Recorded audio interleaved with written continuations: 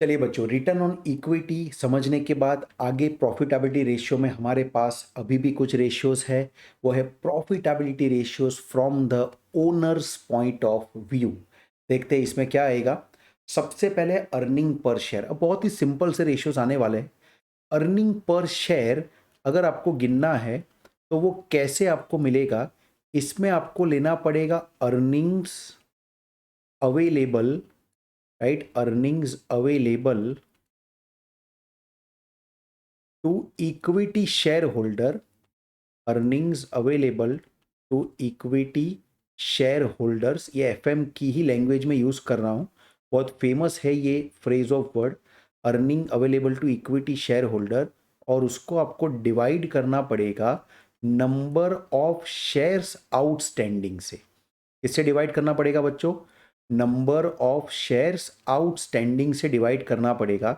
यानी मार्केट में जितने भी नंबर ऑफ शेयर्स लोगों के पास है, लोगों ने इन्वेस्टमेंट जितने नंबर ऑफ शेयर में किया है, उससे हमें डिवाइड करना पड़ेगा। इसी को सिंपल लैंग्वेज में मैं ऐसे ही लिख सकता हूँ, EAES। ये भी एक बहुत फेमस शॉर्ट नेम है, that is earnings available to equity share holder divided by, मैं कर सकता हूं नंबर ऑफ शेयर्स। अच्छा, ये नंबर ऑफ शेयर्स याद रखना सिर्फ इक्विटी वालों के होंगे, राइट। प्रेफरेंस के नंबर ऑफ शेयर इसमें नहीं आएंगे। इसको लिखने का और भी एक तरीका काफी बुक्स में मिलता है, तो सब ये वन और अदर वे है। काफी अर्निंग्स आफ्टर टैक्स या तो प्रॉफिट आफ्टर टैक्स लेते हैं, उसमें से प्रेफरेंस डिविडेंड को माइनस करता हुआ दिखाते हैं। अर्निंग आफ्टर टैक्स में से दो लोगों की इनकम जनरेट होती है, एक तो प्रेफरेंस वालों की इनकम जनरेट होती है, दूसरी इक्विटी वालों की इनकम जनरेट होती है। तो अर्निंग आफ्टर टैक्स में से आप प्रेफरेंस डिविडेंड एक्चुअली माइनस करोगे तो अल्टीमेटली मिलेगा क्या आपको? Earnings available to equity share holder ही तो मिलेगा बच्चों, राइट। एंड इसको डिवाइड करना सिखाया जाता है नंबर ऑफ शेयर्स आउटस्टैंडिंग से। इस तरीके से भी आप चाहे तो अर्निंग पर शेयर का फॉर्मूला लिख सकते हो। ये आपको क्या सिखाता है? How much company is earning per share. यानी अगर मेरे पास कंपनी का एक शेयर हो तो उस एक शेयर के ऊपर मेरा अर्निंग क्या हुआ, ये सिंपल फंडा अर्निंग पर शेयर आपको बताता है। तो आई एम श्योर बहुत ही इजी आपको लगा होगा अर्निंग पर शेयर। इसके बाद है dividend per share. I am sure इसका फॉर्मूला आप आराम से बना सकते हो। चलिए बनाते हैं। डिविडेंड पर शेयर मतलब डीपीएस कहूंगा इसे मैं, डीपीएस। ईपीएस की जगह ये डीपीएस है, राइट। इसमें आ जाएगा total dividend paid by the company, dividend equity वालों का डिविडेंड, राइट, डिवाइडेड बाय, हमें करना पड़ेगा number of shares, right, divide by करना पड़ेगा नंबर ऑफ शेयर्स। तो ये आपका हो जाएगा डिविडेंड पर शेयर। इससे हमें ये पता चलेगा कि कंपनी एक शेयर पे कितना डिविडेंड देती है। अच्छा, एक बात आप समझिए, जो earning per share and dividend per share का डिफरेंस होता है।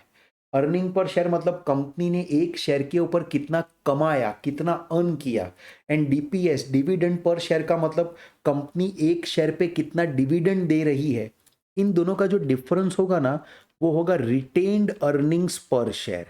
क्या होगा बच्चों? रिटेन्ड अर्निंग्स, रिटेन्ड अर्निंग्स पर शेयर। मैं इसका मीनिंग आपको समझाने की कोशिश करता हूं। मान लो कंपनी ने जो earnings available to equity share holder कमाया, वो कमाया 1 लाख रुपीस, राइट।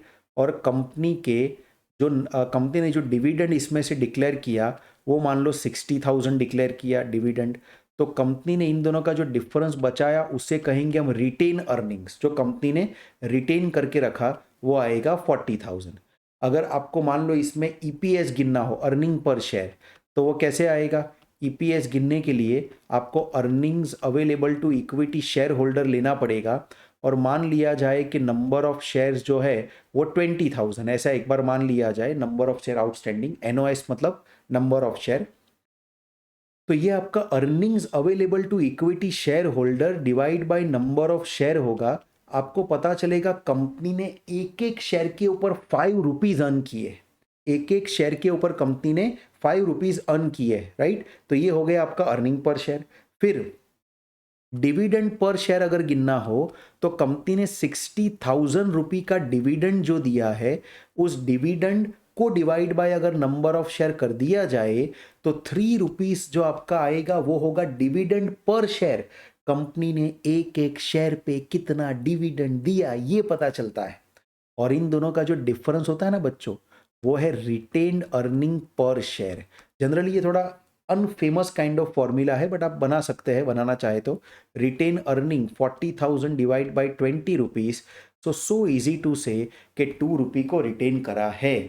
यानी कंपनी ने 5 रुपी अर्न किए थे, उसमें से 3 रुपीज़ का डिविडेंड दिया एंड 2 रुपीज़ पर शेयर कंपनी ने अभी भी रिटेन करके रखा है। ऐसा ये आपको तीनों तीन रेशियो बताता है। तो आई एम श्योर आपका डिविडेंड पर शेयर का फॉर्मूला भी एकदम क्लियर हो गया होगा और आपको रिटेन अर्निंग भी समझ में आया होगा। इसके बाद एक है dividend payout ratio. Now this all things are very very easy, इसमें हम ज़्यादा टाइम बिल्कुल वेस्ट नहीं करेंगे। डिविडेंड पे आउट रेशियो को मैं डीपीआर कहूँगा। ये ऐसा बताता है कि आपकी जो अर्निंग्स थी कंपनी की, आपकी जो कंपनी की अर्निंग्स थी, उस अर्निंग्स में से कितना परसेंट डिविडेंड की तरह डिस्ट्रीब्यूट कर दिया गया एंड कितना परसेंट रिटेन कर लिया गया। तो देखिए डिविडेंड पे आउट रेशियो का सिंपल सा फॉर्मूला अगर मैं लिखूं तो ये हो जाएगा डिविडेंड पर शेयर भाई एक एक शेयर के ऊपर कितना डिविडेंड दिया और उसको डिवाइडेड बाय करना पड़ेगा अर्निंग्स पर शेयर। उसको डिवाइडेड बाय करना पड़ेगा अर्निंग्स पर शेयर से, यानी कि यूं लिखूंगा मैं DPS dividend per share divided bye EPS यानी कि अर्निंग पर शेयर। तो इस तरीके से आएगा dividend per share divide by earning per share, ये आपका डिविडेंड पे आउट रेशियो हो जाएगा। अच्छा, एक रिटेंशन रेशियो भी आप गिन सकते हो अगर गिनना चाहो। ये सब चीज़ें भी कभी कभी बुक में दी होती है, तो क्या है कि पूरे एफएम में इन सब चीज़ों को भी समझना बहुत अच्छा रहेगा।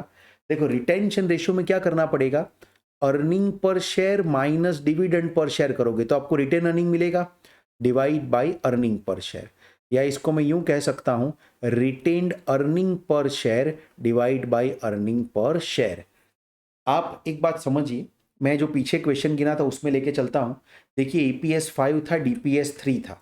यहाँ पे उसको मान के चलते हैं कि ईपीएस जो आया था वो 5 रुपीज़ था एंड डिविडेंड पर शेयर जो आया था वो 3 रुपीज़ था।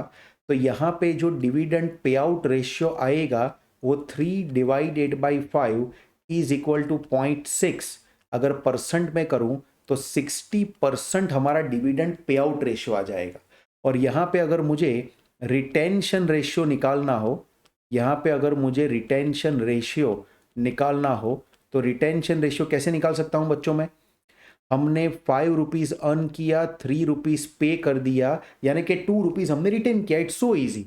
अगर इसको डिवाइड करूँगा तो 0.4 इक्विवेलेंट टू 40% जो मिलेगा वो हमारा रिटेंशन रेशियो आएगा।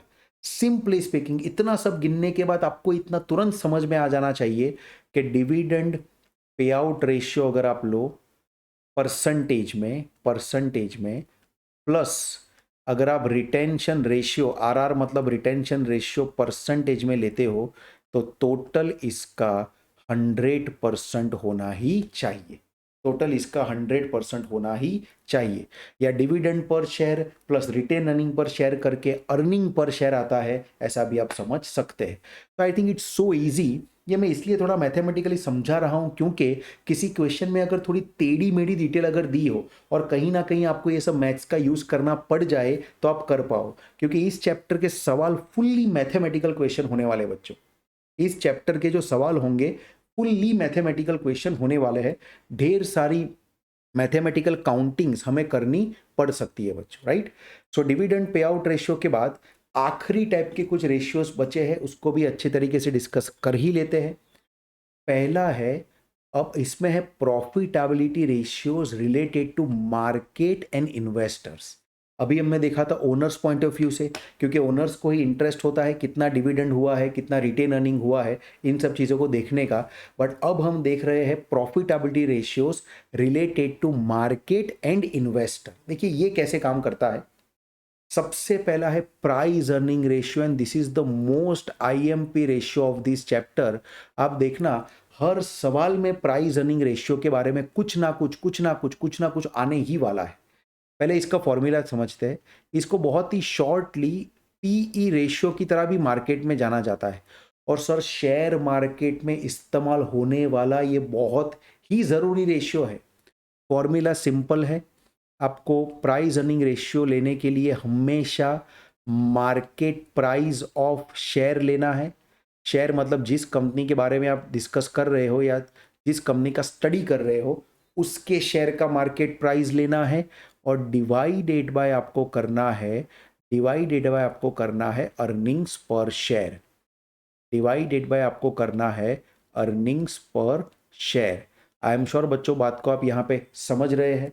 इसको शॉर्ट में ऐसे भी लिखा जाता है कि PE ratio is equal to market price per share, मतलब एमपी ले लूंगा market price per share divided by मैं अर्निंग पर शेयर कर सकता हूँ। देखिए इसका मीनिंग थोड़ा एक एग्जाम्पल से समझने की अगर हम कोशिश करें तो ज़्यादा मज़ा आएगा। एक एग्जाम्पल अगर मैं लूँ, मान लो किसी कंपनी की मार्केट प्राइस जो है वो आई है मान लो 150 रुपीज़, मतलब मार्केट में 150 में आप इस कंपनी का शेयर अगर खरीदना चाहो तो खरीद सकते हो। You can invest in this company if you पे 150 रुपीज़ पर शेयर डिवाइड बाई इसका अर्निंग पर शेयर मान लो बच्चों 5 है तो 30 टाइम्स का प्राइस अर्निंग रेशियो आएगा। मैं आपसे ये पूछना चाहता हूं कि चलो गिनती तो हमने कर ली, 30 टाइम्स का प्राइस अर्निंग रेशियो जो आना था वो आ भी गया, लेकिन सच में इस प्राइस अर्निंग रेशियो का मीनिंग क्या? सच में इस प्राइस अर्निंग रेशियो का मीनिंग क्या?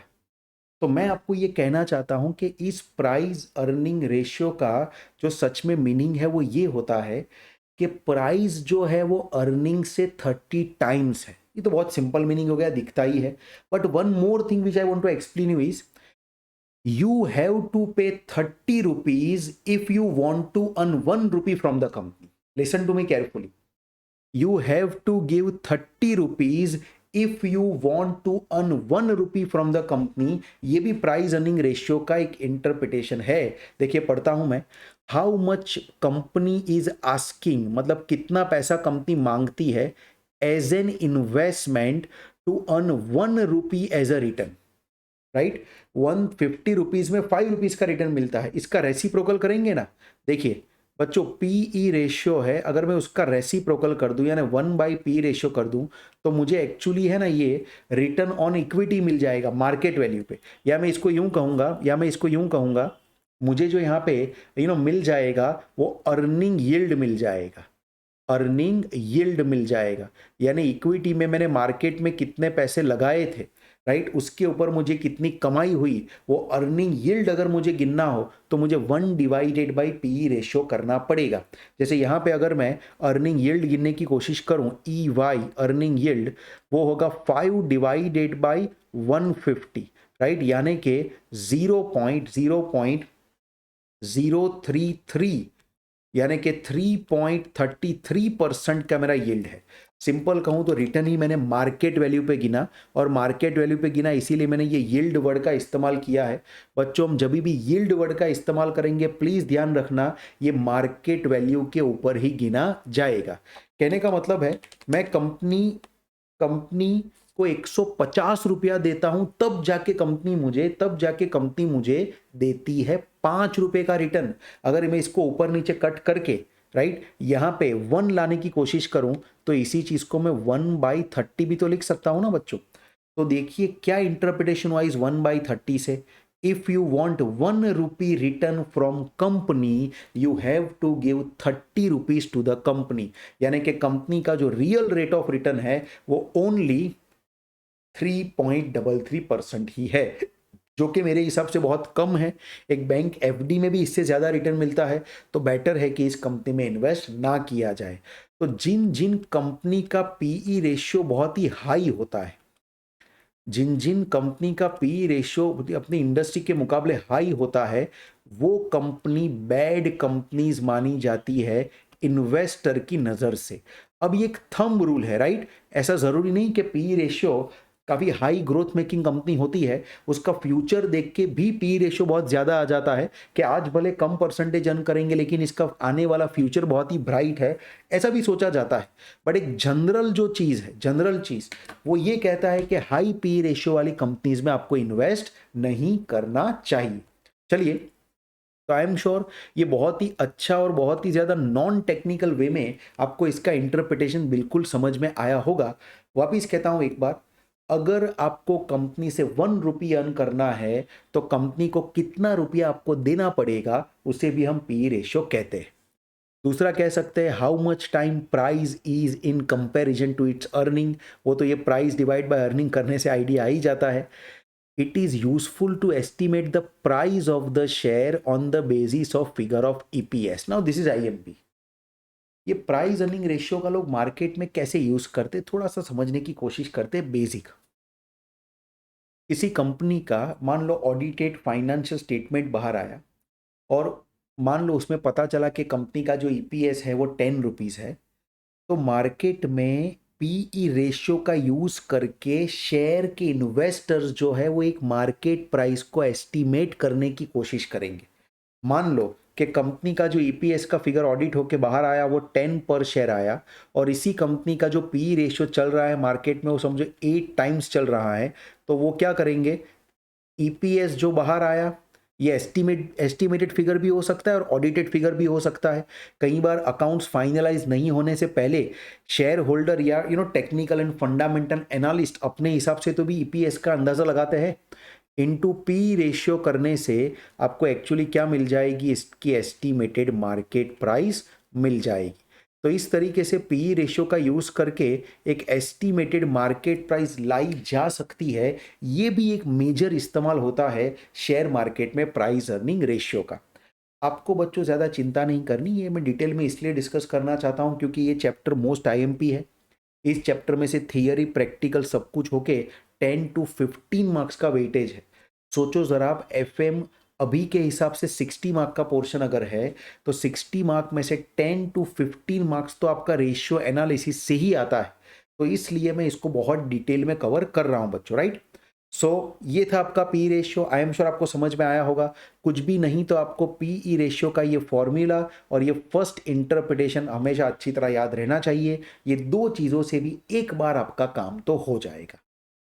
पीई रेशियो के बाद जो बच्चों आगे मैं आपको बताने वाला हूँ, एक्चुअली हम लोग ये देख ही चुके हैं, मैं आपको बताने वाला हूँ अर्निंग यील्ड रेशियो।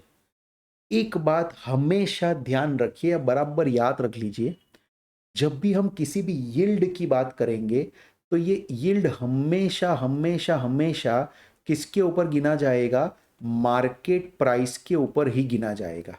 यील्ड जो गिना जाएगा वो हमेशा मार्केट प्राइस पे ही गिना जाएगा बच्चों।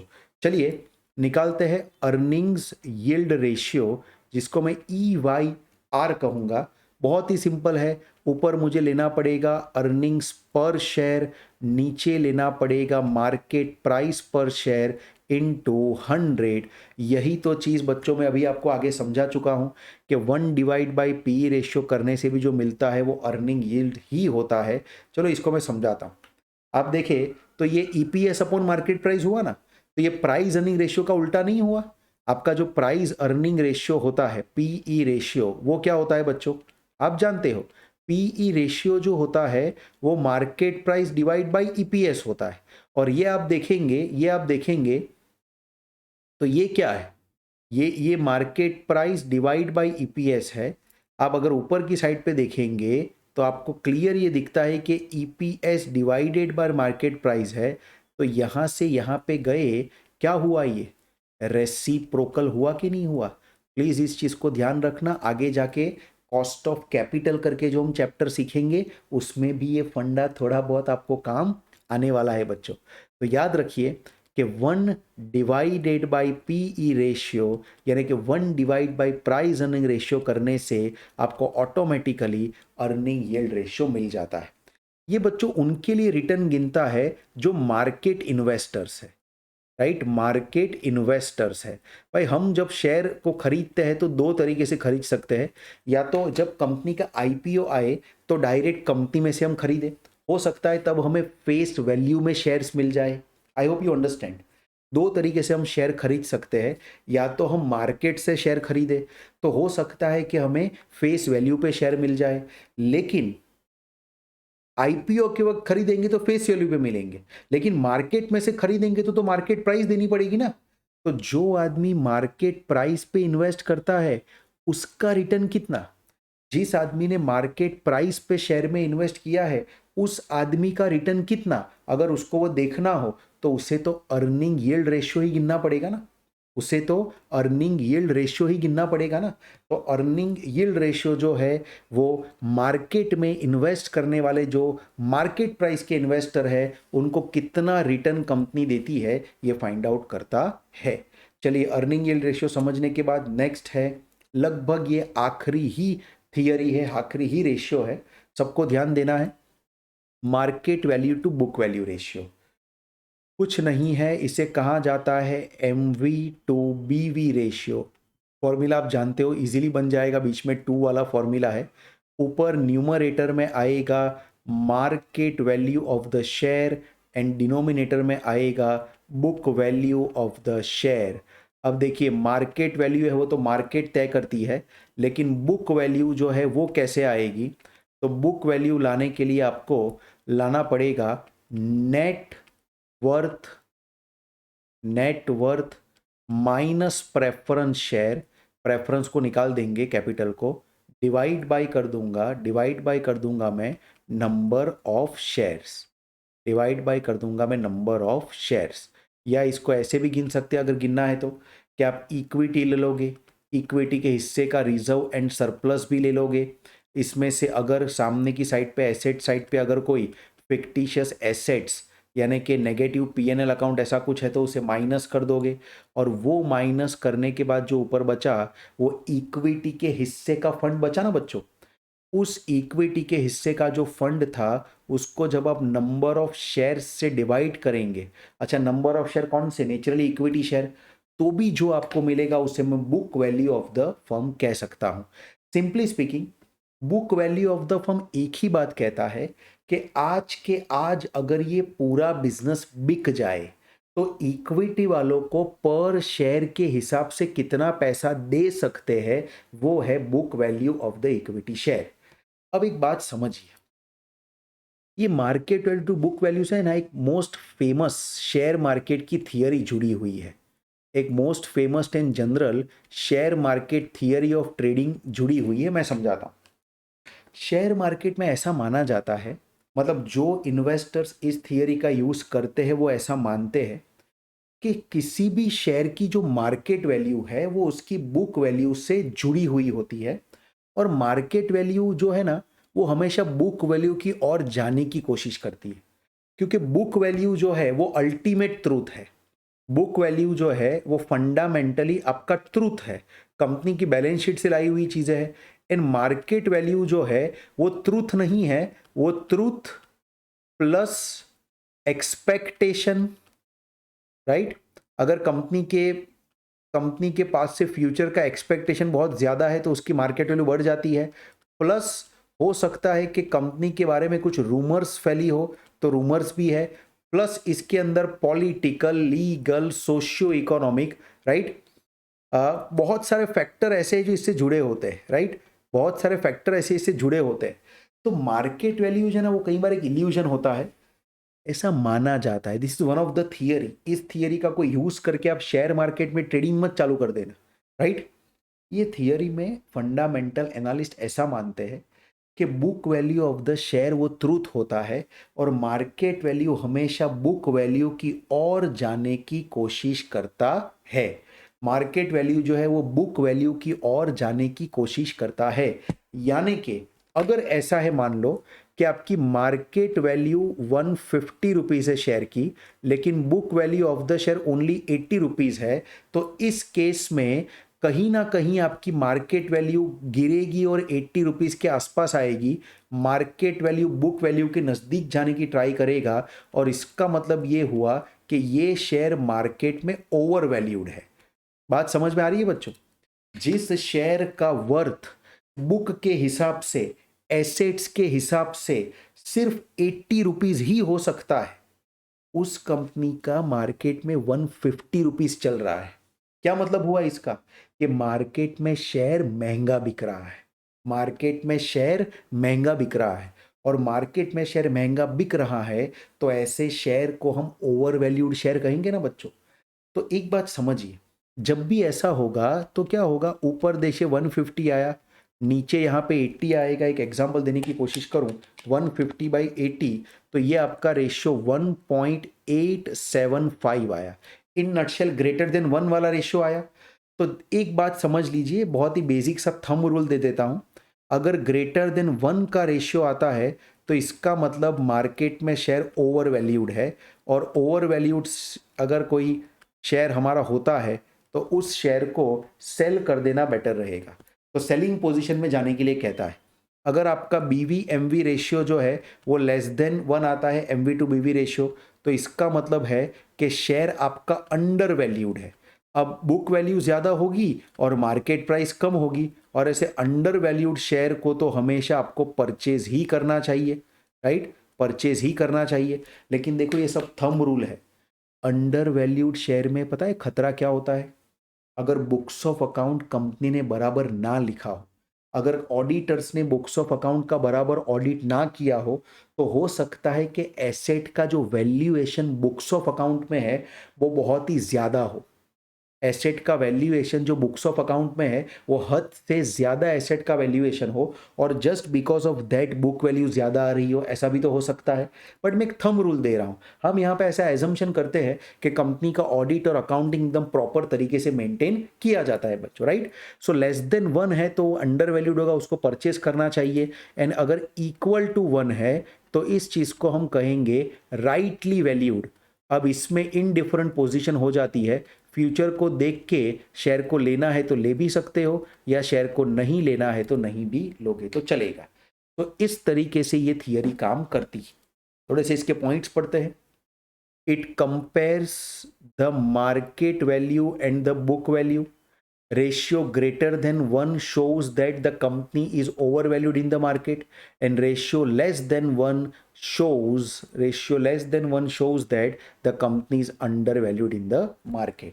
तो इस तरीके से भी काफ़ी सारे जो फंडामेंटल ट्रेडर होते हैं वो इस थियरी का इस्तेमाल करके शेयर मार्केट में शेयर को खरीदने और बेचने का काम करते हैं। बट ये एक महज थियरी है, ये थियरी काफ़ी जगह पे सही तरीके से बैठती भी है, हो सकता है काफ़ी जगह पे सही ना भी बैठे। तो प्लीज़ आपको इस थियरी को कोई कॉपी करके शेयर मार्केट में ट्रेड नहीं करना है, हम इसको थियरेटिकली समझ रहे हैं, और ये था हमारा market value to book value का रेशियो। बच्चों इसी के साथ लगभग जितने भी फॉर्मूलाज, मेन फॉर्मूलाज आपके आईसीएआई ने सिलेबस में इंक्लूड किए थे, वो सभी फॉर्मूलाज में आपको एक्सप्लेन यहाँ तक कर चुका हूँ। अब इसके आगे के वीडियो के अंदर हम शुरुआत करेंगे इसके प्रैक्टिकल क्वेश्चंस की। तो इतने फॉर्मूलाज अच्छे तरीके से नोटबुक में लिखिए, समझिए, फॉर्मूला को एक बार याद रखने की भी कोशिश कीजिए, क्योंकि इसके आगे वीडियो में हम जब इसके सम्स गिनेंगे तब मुझे आप हर एक फॉर्मूला में एकदम पक्के होते हुए लगने चाहिए। अगर फॉर्मूला आया तो सम्स बाएं हाथ का खेल होगा, सम्स को देख के ही आंसर लाना सिखा दूंगा। लेकिन अगर आपको फॉर्मूला ये नहीं आया तो आपको दिक्कत हो सकती है बच्चों। तो ये थे आपके रेशियो एनालिसिस के फॉर्मूला। एक दो एक्स्ट्रा फॉर्मूला बुक में शायद आपको दिख सकते हैं, बट बिलीव मी वो मैंने वीडियो में इंक्लूड इसलिए नहीं किया क्योंकि वो फॉर्मूला किसी काम के नहीं है, ना कभी एग्जाम में आते हैं, ना उसका इंटरप्रिटेशन कोई बहुत अच्छा और प्रैक्टिकल है। तो ऐसे 1 से 2 फॉर्मूला जो शायद आपको आईसीएआई स्टडी मटेरियल में दिखे बट मेरे वीडियो में ना दिखे, तो आप यूँ समझिए कि वो इम्पॉर्टेंट नहीं है और इसीलिए सर ने वीडियो में उसको इंक्लूड नहीं किया है। तो इससे आगे वीडियो में हम शुरू करेंगे रेशियो एनालिसिस के सम्स दोस्तों।